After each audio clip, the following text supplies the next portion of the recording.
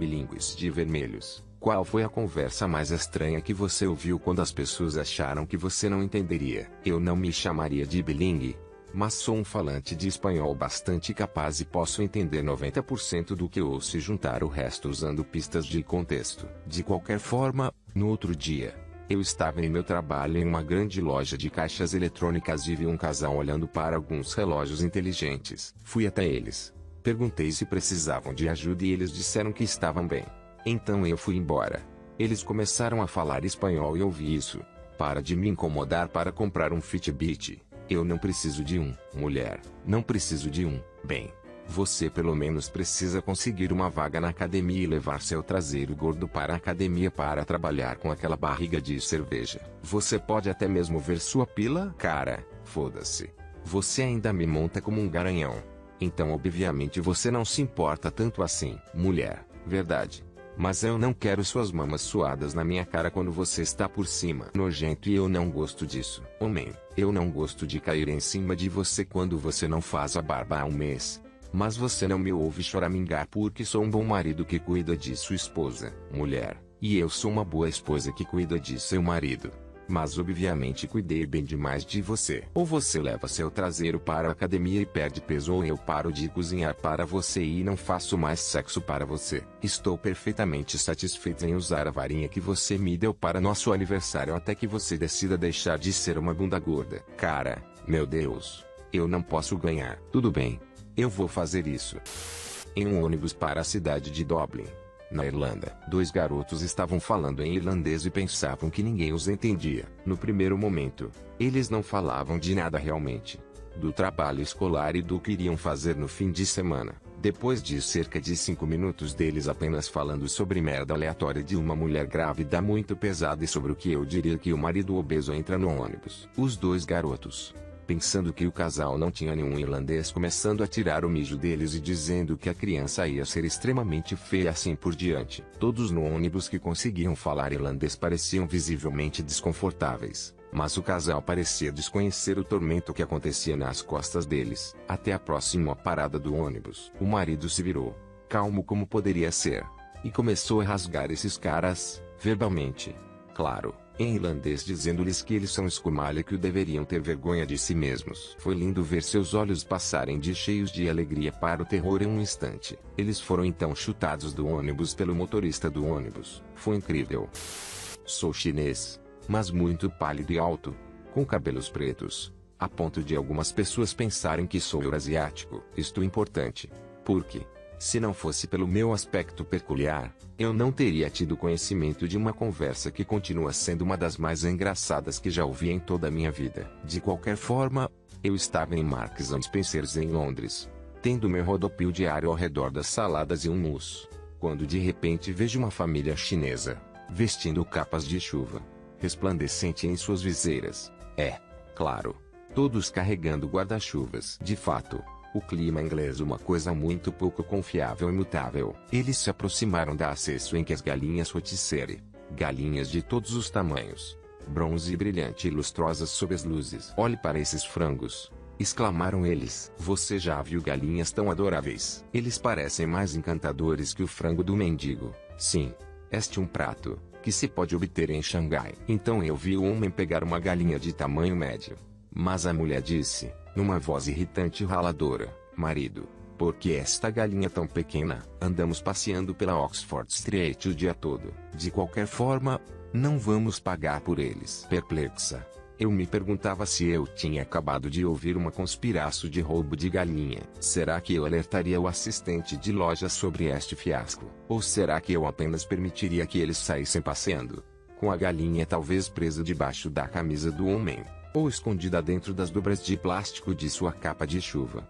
Tudo isso enquanto tentava conter meus risos. Eu estava errado. Infelizmente, eu estava errado, pois a realidade era muito pior. Vi estas 3 pessoas entrarem no banheiro para deficientes, carregando a galinha, e depois trancar a porta atrás delas. Quando eles saíram, vi o brilho da gordura de frango em seus rostos e manchei suas mãos como sangue. Na verdade, um grande crime havia sido cometido nos banheiros dos deficientes naquele dia. 3 turistas famintos, sem nada além de suas mãos e boca, haviam se envolvido no violento desmembramento de uma galinha rotisserie. Eu os imaginava rasgando a majestosa criatura com suas mãos, roendo a carne suculenta.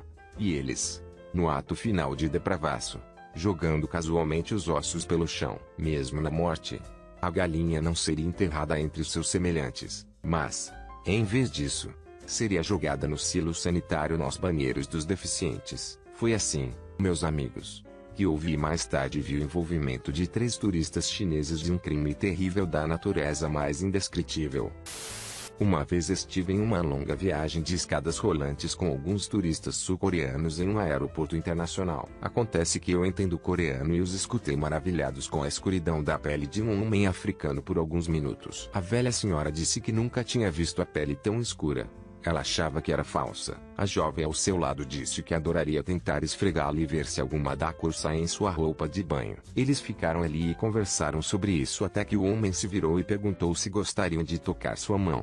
Em coreano. Eles se assustaram. Eu estava no aeroporto de Bangkok com meu sudoeste e um amigo quando um grupo de coreanos se sentou do nosso lado e começou a falar sobre nós. Somos todos ocidentais, mas todos vivíamos na Coreia na época e falávamos em diferentes graus de coreano, sendo meu amigo mais fluente. Eles estavam comparando a aparência da minha namorada e do meu amigo e estavam sendo muito rudes com o meu amigo. Os coreanos podem ser bastante grosseiros em relação a coisas como essa. De qualquer forma, eles se levantaram para sair e um deles deixou sua bolsa para trás. Eu a peguei e corri atrás dela chamando-a em coreano. O olhar em seu rosto foi de surpresa, de gratidão, de realizaço e finalmente de horror. Foi inestimável. Parece que criticar a aparência de outras pessoas faz parte da vida diária do povo coreano. Nunca me perguntaram você o acha bonito, tantas vezes na minha maldita vida. E os comentários casuais sobre as pessoas serem feias, me deixa tão desconfortável.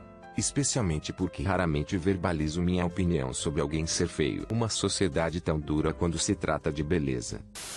Eu estive recentemente em Egipto e queria ir mergulhar em um hotel que eu fui com meu pai que é polonês mas minha mãe é árabe. Mas eu ainda pareço branco.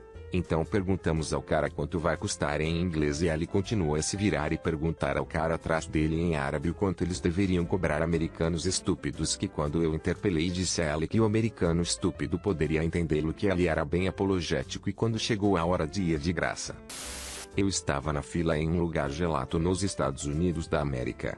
Em uma parte do país com muitos italianos e italo-americanos. Eu estava por trás de 2 meninas italianas estereotipadas do sul de Jersey, com cerca de 16 anos de idade. O cara que trabalhava no balcão era um cara mais velho que parecia o Tony Soprano. O cara do balcão estava mais interessado em flertar, em italiano, com as meninas do que em ajudar qualquer uma das pessoas da fila.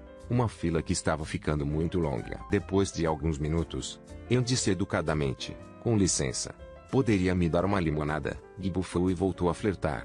Desta vez com comentários de merda sobre a cadela loira na fila. Eu lhe dei cerca de 1 minuto disso. E depois falei novamente. Desta vez em italiano. E muito mais alto. Dizendo-lhe que eu não apreciava o que ela dizia sobre mim. E que ele precisava parar de pensar com suas calças e fazer seu trabalho. Pelo riso de algumas pessoas na fila atrás de mim, estou assumindo que eu não era o único falante de italiano inesperado ali. Falo alemão e trabalhei em um acampamento de verão na Alemanha ensinando inglês. Era para nós nunca deixarmos as crianças saberem que falávamos alemão para que elas tivessem que confiar em suas habilidades em inglês quando se comunicassem conosco. Eu ouvi as crianças falando merda o tempo todo. Mas o melhor foi quando ouvi algumas crianças planejando ir comprar cerveja e cigarros durante seu tempo livre. E elas iam se esgueirar e se encontrar às 22 horas para festejar em uma casa de barco. Às 21h30, fui até a casa do barco e esperei na escuridão para que a festa começasse. Logo depois de ouvir risadas e vozes se aproximando da casa do barco, a festa tinha começado. Observei como uma figura solitária emergiu de dentro e vi que era um dos meus adolescentes que acamparam do lado de fora para acender uma fumaça. Enquanto ela olhava para o lago e tomava uma bebida de sua cerveja e um trago de seu cigarro, eu aparecia da escuridão. Widgets, WhatsApp em alemão, foi tudo o que eu disse quando me aproximei dele. Ela jogou a cerveja no lago e quebrou o cigarro.